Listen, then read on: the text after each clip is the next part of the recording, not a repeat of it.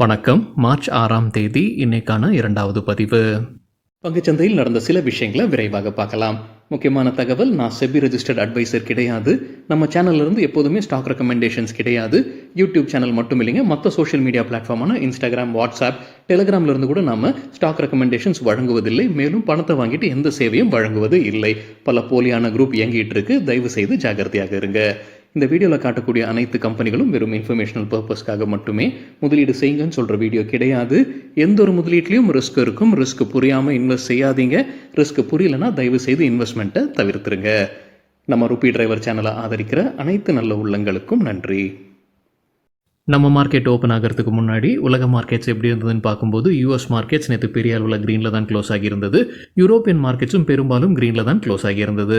இன்றைக்கி நம்ம market open ஆகிறதுக்கு முன்னாடி ஏஷியன் மார்க்கெட்ஸ் எப்படி இருந்ததுன்னு பார்க்கும்போது பெரும்பாலும் க்ரீனில் தான் ட்ரேட் ஆகிட்டு இருந்தது. குறிப்பாக கிஃப்ட் நிஃப்டி 0.3% அதிகமாக ட்ரேட் ஆகிட்டு இருந்தது. நம்ம மார்க்கெட் ஓப்பன் ஆகிறதுக்கு முன்னாடி எடுத்த ஸ்க்ரீன்ஷாட் இது. இந்த வீடியோ செய்கிற தருணத்தில் நம்ம மார்க்கெட் ஓப்பன் ஆகி நிஃப்டி 0.3% க்ரீனில் ட்ரேட் ஆகிட்டு இருக்கு காலையில் 11:30 மணி அளவில். சில இண்டிவிஜுவல் ஸ்டாக்ஸ் மற்றும் செய்திகள் விரைவாக பார்க்கலாம். மெக்சிகோ மற்றும் கனடாவில் இருக்கக்கூடிய சில வாகன உற்பத்தியாளர்களுக்கு ட்ரம்ப் வரி விலக்கு வழங்கியிருக்கிறாரு ஒரு மாதத்திற்கு. முன்னவே நம்ம செய்தி பார்த்துருந்தோங்க, 25% வரி போட்டிருக்கிறாரு மெக்சிகோ மற்றும் கனடா நாட்டுக்கு. இப்போ அங்கே இருக்கக்கூடிய சில வாகன உற்பத்தியாளர்களுக்கு மட்டும் ஒரு மாதத்திற்கு வரி விலக்கு வழங்கியிருக்கிறாரு. ஃபோர்டு, ஜிஎம் மற்றும் ஸ்டெல்லாண்டிஸ் நிறுவனங்கள் நேற்று ஸ்டாக்ஸ் நல்லா பர்ஃபார்ம் பண்ணியிருந்திருக்கிறாங்க. இந்த கம்பெனிகளுடைய தலைவருடன் பேச்சுவார்த்தை நடத்தியிருக்கிறாங்க. அதற்கு பிறகு இந்த முடிவை எடுத்திருக்கிறாங்க.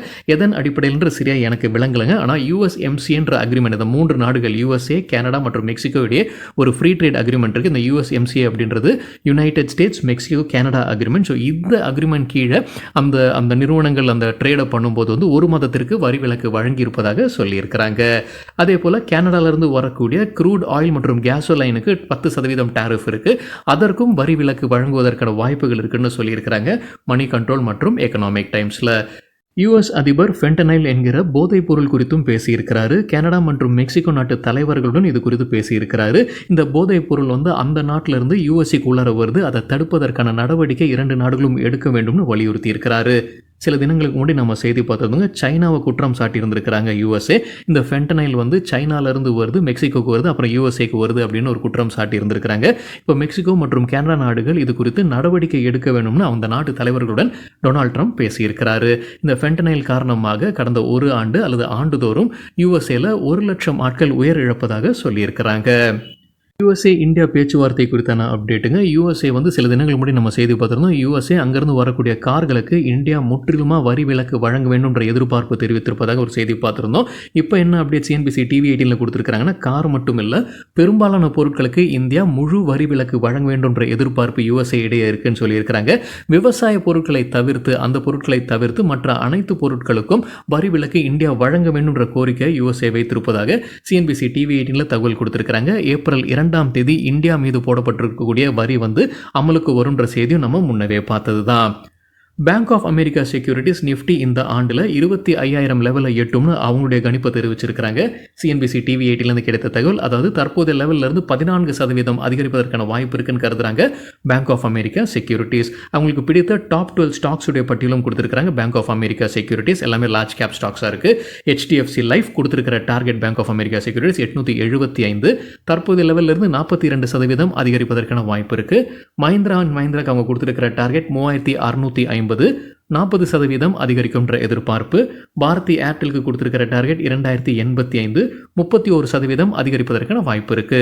லார்சன் அண்ட் டியூப்ரோக்கு பேங்க் ஆஃப் அமெரிக்கா செக்யூரிட்டிஸ் கொடுத்திருக்கிற டார்கெட் 4150, அதாவது தற்போதைய லெவலில் இருந்து 30% அதிகரிப்பதற்கான வாய்ப்பு உள்ளது. டைட்டன் டாடா நிறுவனம் கொடுத்திருக்கிற டார்கெட் 3980, 29% அதிகரிப்பதற்கான வாய்ப்பு இருக்கு. ஆக்சிஸ் பேங்க் அவங்க கொடுத்திருக்கிற டார்கெட் 1300, 29% அதிகரிக்கும்ன்ற எதிர்பார்ப்பு. இன்ஃபோசிஸ்க்கு அவங்க கொடுத்துருக்கிற டார்கெட் 2150, 26% அதிகரிப்பதற்கான வாய்ப்புள்ளது.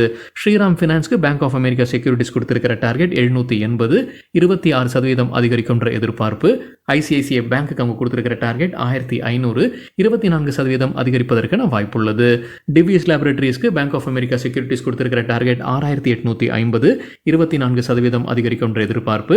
Eicher motors royal Enfield brand வைத்திருக்கக்கூடிய கம்பெனி, அவங்களுக்கு கொடுத்துருக்கிற டார்கெட் 6000, 22% அதிகரிப்பதற்கான வாய்ப்பு இருக்கு. கடைசி ஸ்டாக் பஜாஜ் ஃபினான்ஸ், அவங்களுக்கு கொடுத்திருக்கிற டார்கெட் 9350, 9% அதிகரிப்பதற்கான வாய்ப்பு இருக்கு. ஸ்டெர்லைட் டெக்னாலஜிஸ் குறித்து மணி கண்ட்ரோல்லேருந்து கிடைத்த ஒரு தகவல், கோல்ட்மேன் சாக்ஸ் முற்றிலுமாக வெளியேறி இருப்பதாக சொல்லியிருக்கிறாங்க. அவங்க கைவசம் 2.13% ஸ்டேக் இருந்திருக்கு.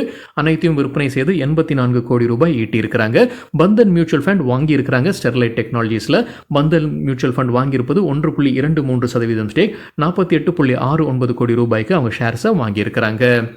டிடி பவர் சிஸ்டம்ஸ் குறித்து என்டிடிவி ப்ராஃபிட்லேருந்து கிடைத்த தகவல், கம்பெனியுடைய மேனேஜ்மெண்ட் பேட்டி கொடுத்துருக்காங்க. அதுலேருந்து கிடைத்த தகவல், நிதியாண்டு 2025 நடப்பு நிதியாண்டுடைய ரெவன்யூ அவங்க எதிர்பார்ப்பது 1275 கோடி ரூபாய். அடுத்த நிதியாண்டு 2026 அவங்க எதிர்பார்க்கக்கூடிய வருவாய் 1500 கோடி ரூபாய் அதிகரிக்கும்ன்ற எதிர்பார்ப்புங்க.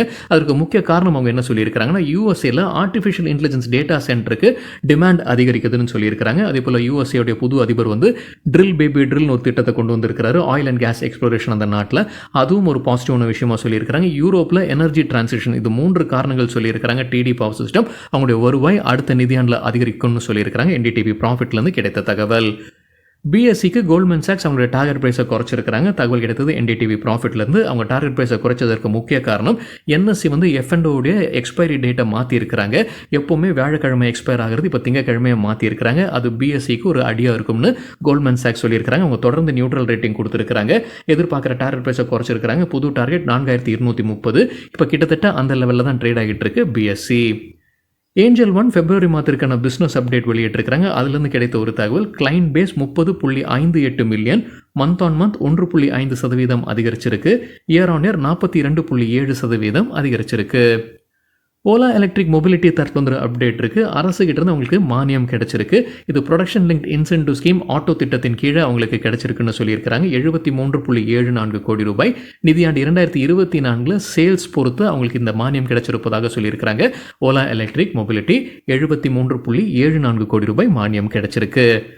பாரத் ஃபோர்ஜ் தற்போது அப்டேட் இருக்குது. கம்பெனியுடைய மற்றொரு நிறுவனம் தான் கல்யாணி பவர் ட்ரெயின். அவங்க தாய்வான் நிறுவனமான காம்பல் எலக்ட்ரானிக்ஸுடன் ஒரு பார்ட்னர்ஷிப்பில் வராங்க. இந்தியாவில் சர்வர்ஸ் உற்பத்தி செய்வதற்கு, குறிப்பாக அவங்க சொல்லியிருப்பது X86 பிளாட்ஃபார்ம் சர்வர்ஸை இந்தியாவில் உற்பத்தி செய்வதற்காகத்தான் இந்த பார்ட்னர்ஷிப்னு சொல்லியிருக்கிறாங்க பாரத் ஃபோர்ஜ். 11 ஸ்டாக்ஸ் கடந்த 3 மாதத்தில் ஒவ்வொரு மாதமும் குறைந்தபட்சம் 10% விழுந்திருக்கு. 45% வரைக்கும் வீழ்ச்சியை பார்த்துருக்கு கடந்த 3 மாதத்தில். ஆனால் ஒவ்வொரு மாதமும் குறைந்தபட்சம் 10% வீழ்ச்சியை பார்த்துருக்கு. அந்த பட்டியலை எக்கனாமிக் டைம்ஸில் கொடுத்துருக்காங்க. எந்த 11 ஸ்டாக்ஸ் அது? Tejas networks, Genus power infrastructures, prudent corporate advisory services, Marksans pharma, PVR INOX, GR infra projects, Vedant fashions, Kirloskar pneumatic company, HFCL, insulation energy மற்றும் டிவிஎஸ் ஹோல்டிங்ஸ். சரிங்க, இதுதான் சில விஷயங்கள் என்னுடைய பார்வைக்கு எட்டியது. நன்றி, வணக்கம்.